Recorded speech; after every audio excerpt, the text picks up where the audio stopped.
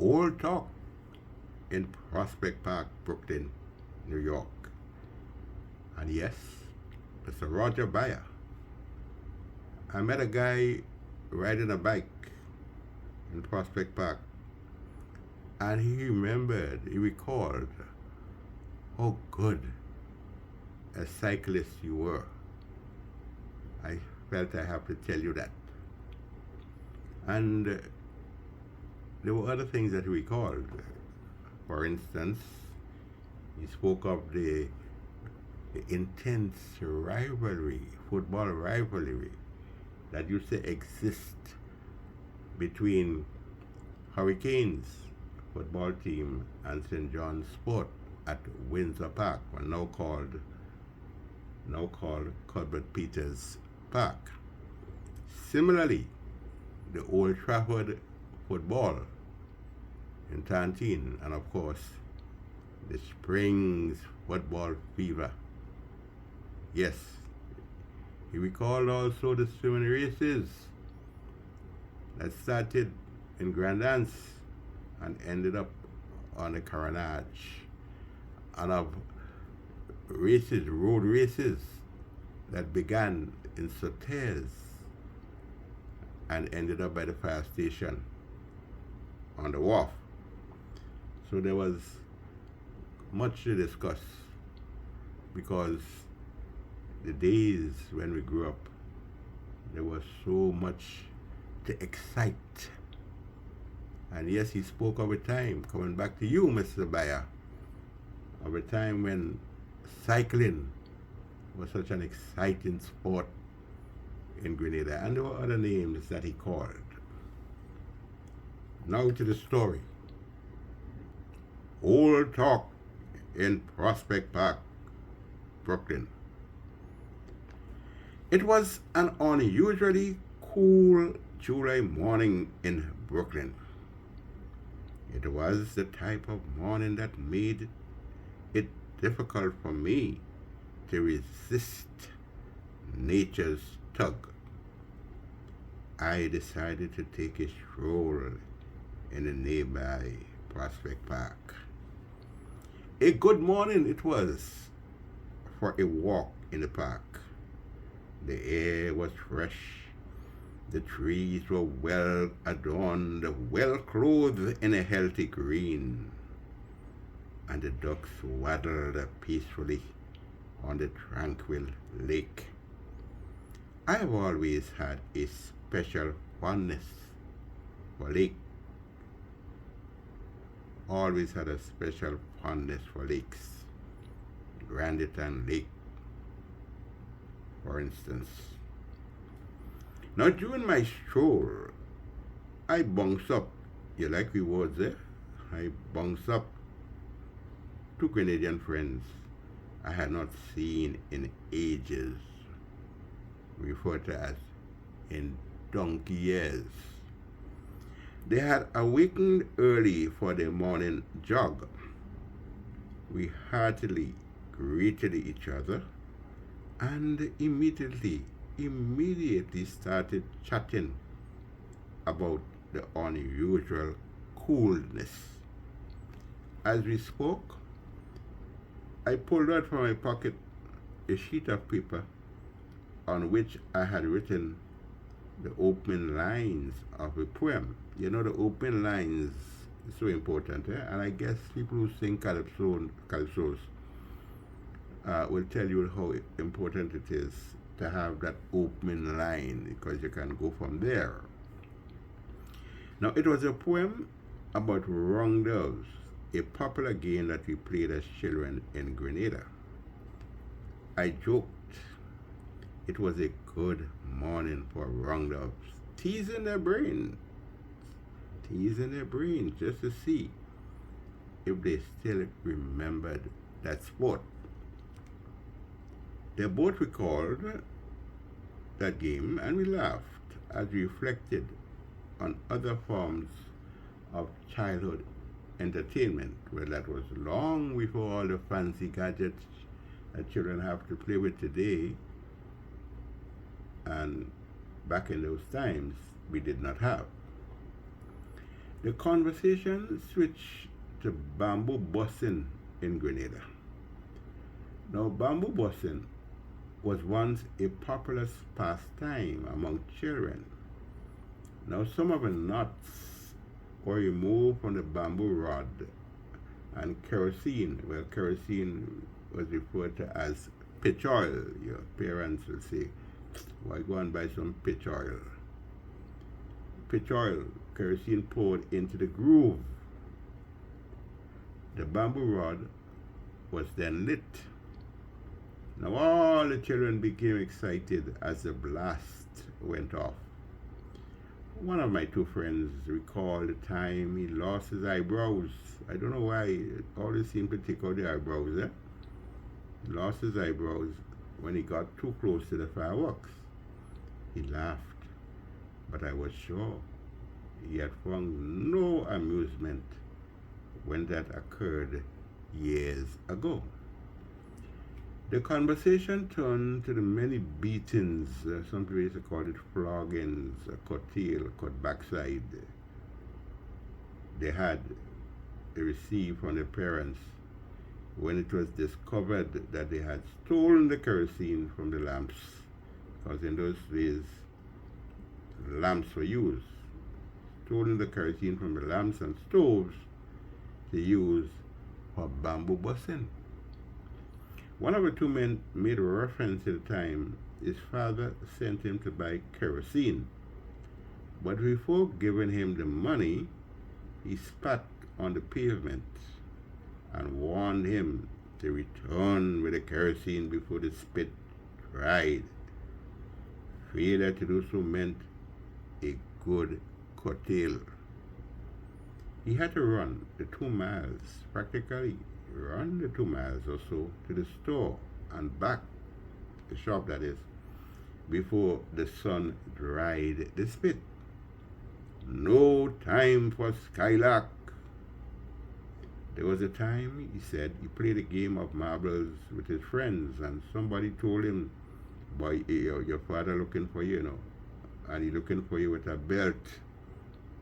Now, it was always easy to guess why your father would look for you with a belt. Well, he scampered home to avoid a public flogging. All children hated such a humiliating spectacle, a public flogging. Boy, they used to laugh at you if you get licks in the public. We spoke of the times a young man had to peep to see if a young woman's father was nearby before attempting to try to speak to her. You see, in those days, fathers used to ask the question to the young men, what is your intention, boy? What's your intention? And you had to come up with a good answer, Fathers and mothers were very protective of their daughters. Fathers especially knew the tricks that they themselves employed as youths, and so they were a step or two ahead of any scheme that the young man tried. So we walked and we talked, and the old talk seemed more worthwhile than our jog which had turned into a walk. Because when you get older, you don't want to force yourself and try to be some kind of strong man and run. You walk. We spoke about climbing trees and picking mangoes, and I often reflect on the time when I walked in my father's land in Montjaloux, and there were so many mangoes on the ground. I didn't know where to start eating, when or where to look and pick up mangoes. So many of them. And then I find myself in Brooklyn having to pay $3.99 just for one. We also revisited the coconut trees, those tall coconut trees, and recalled how unsafe it was to hold on to the first branch when one climbed to the top of the coconut tree. You see that first branch, you have to be so careful with that, because that was the one that tended to loosen easily. So it was safer to grab a stronger inner branch for support. We spoke about the sweet sugar apples that you grab from the trees before the birds and the black ants got them. Birds, black ants, and the congaree. Well, they too must live. And especially the congaree. The congaree will see mangoes on the ground and, well, finish bite of one. But they'll bite all. They'll bite all. They're like some people. What they can't eat, they'll spoil. So nobody would get it. Or nobody would want to have them because they spoil them. We visited the days we used to sit by the transistor radio and listened as English commentators broadcast the cricket matches. We learn a lot from listening to the commentators. I remember when I taught at St. John's Christian Secondary School, and there was a certain student who used a word he got straight from the cricket commentators. And he passed English GCE examination. He used the word full-bodied shot, or something like that, referring to a shot that a cricketer had made. But listen to the cricket matches in the school while the school was going on, while the teachers taught biology and history and geography. You could find yourself in trouble, because class going on, teachers teaching, and you with a little radio listening to cricket. And there were some students who used to make it worse for you, because every minute they asked him, where you score, boy? Where you score? Where you score? And then the teacher will hear and take away your transistor radio. So the battery radio operated transistor radio, that's little radio, it proved more reliable sometimes than the electricity, because with the radios with electricity powered, sometime in the midst of a cricket match, current gone. So the battery radio sometimes were more important and better for you.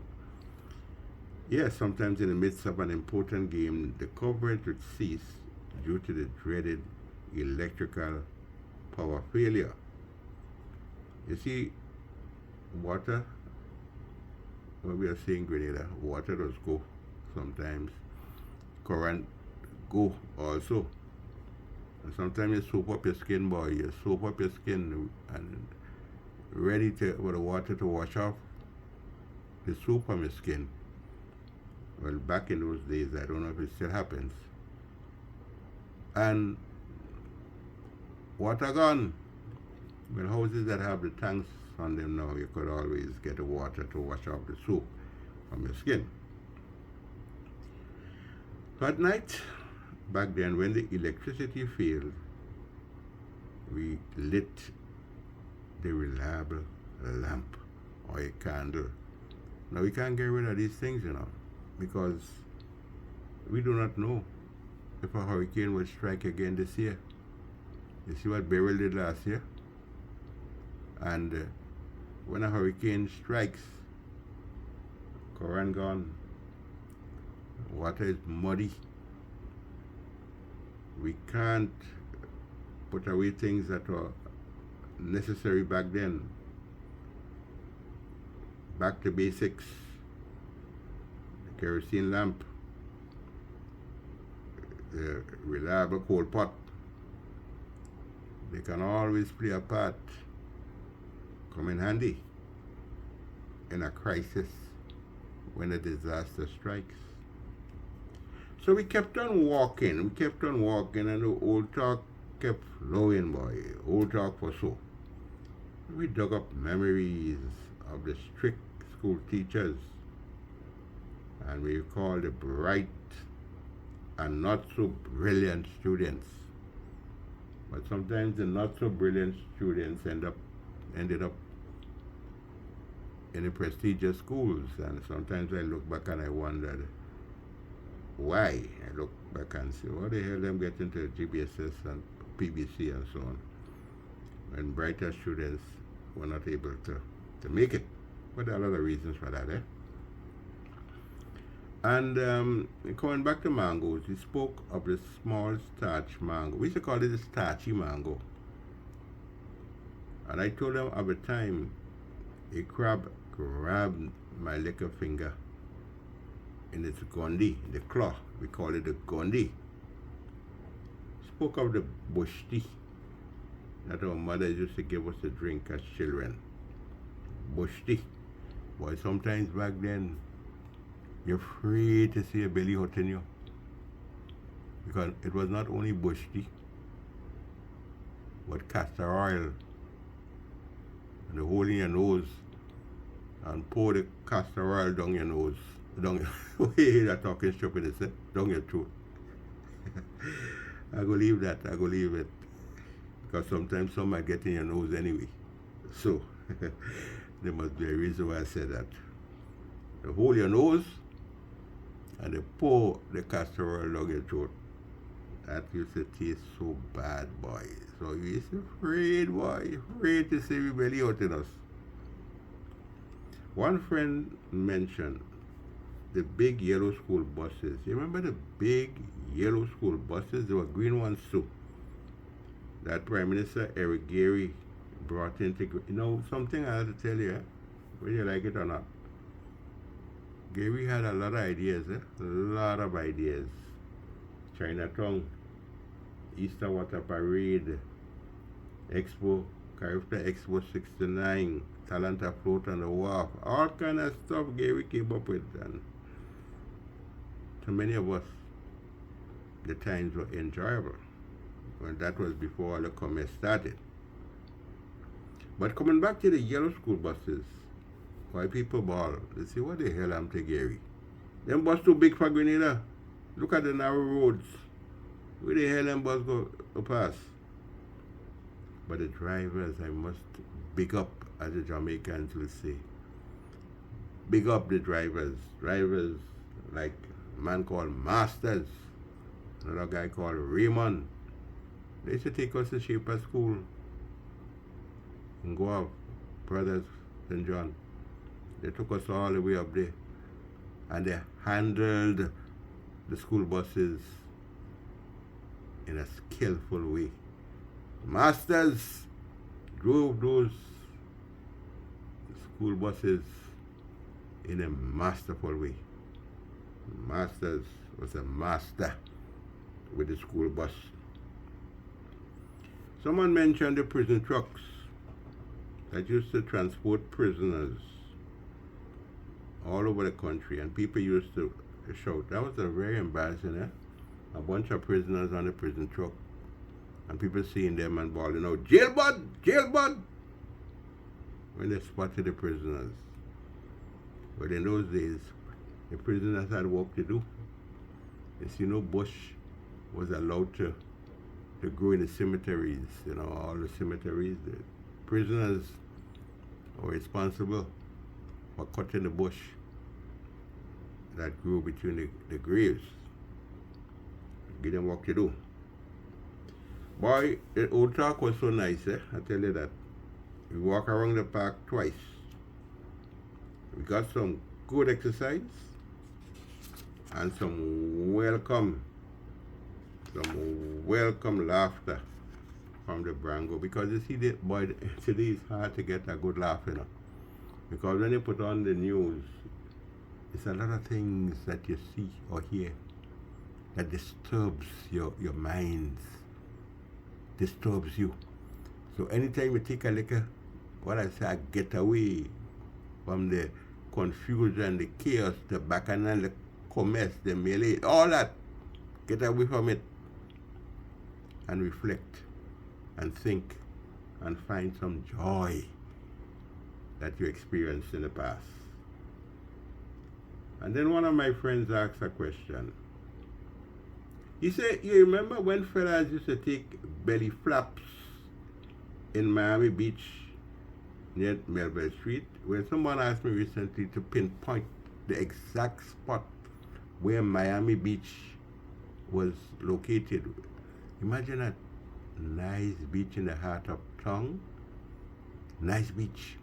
We call it Miami Beach. Somebody said it was near where Andal had a restaurant, or it's closer to where the old health center was. There's debate, and there are people who can tell you exactly where that nice little beach, Miami Beach, was located. They can also tell you where that big tree that bore a yellow berry. There was one in GBSS, near GBSS in Tantin Pasha there. There was one there also bore a little berry. Big tree on the Esplanade. It's a light up at Christmas time. Used to put some boxes there, all decorated and with what we call Christmas paper. And we used to, as children, think that there were gifts in those boxes. Empty boxes, they should fool us. Yes, back in those times. So coming back to a belly flap is different from a header. When you take a header, a traditional way, you just dive into the water head first. Some fellas couldn't take header, so they end up taking belly flaps. And we used to take belly flaps near Melbourne Street. And when you talk about the Green Bridge, the water was so high there that fellas used to jump down into the water. The water was high. When the big waves used to come in, and people used to surf on boats. But that's a story for another day, topic for another day. So yes, I like to talk about our past, bring to light what we experienced, and I became more concerned and actually wrote a lot about Grenada, documenting what I experienced. So my grandchildren wouldn't have to guess. All they have to do, pick up the books that I have written and others have written and read about past. Because in the United States, man, you put on your TV, put it on the channels, the various channels, and they will bring you back to the 1930s and the 40s and years before and show you all kind of stuff that happened in America. The documentation, they're very strong on that. I saw on one of the channels two men in a boat on a lake fishing, and ESPN, they brought a television crew to film that and to show people. You sit down on a Saturday morning and you're looking at ESPN channel, sports channel, and two men on a boat fishing in a lake. Yeah? We used to do that. We used to know boat, what we had our fishing lines as little children, and we show our lines in the water, whether it is Duquesne or the Carenage or wherever. The only difference, there was no cameraman to tape us or to record what we were doing. So you could look at that as we were ahead of our times. We experienced a lot that is being shown today. So when we reflect on what we experience, we should not only reflect and just verbally pass it on. We have means these days of letting the younger ones know what we experience. I just felt like talking about this today. May God bless you. Anthony Wendell, The Rigs.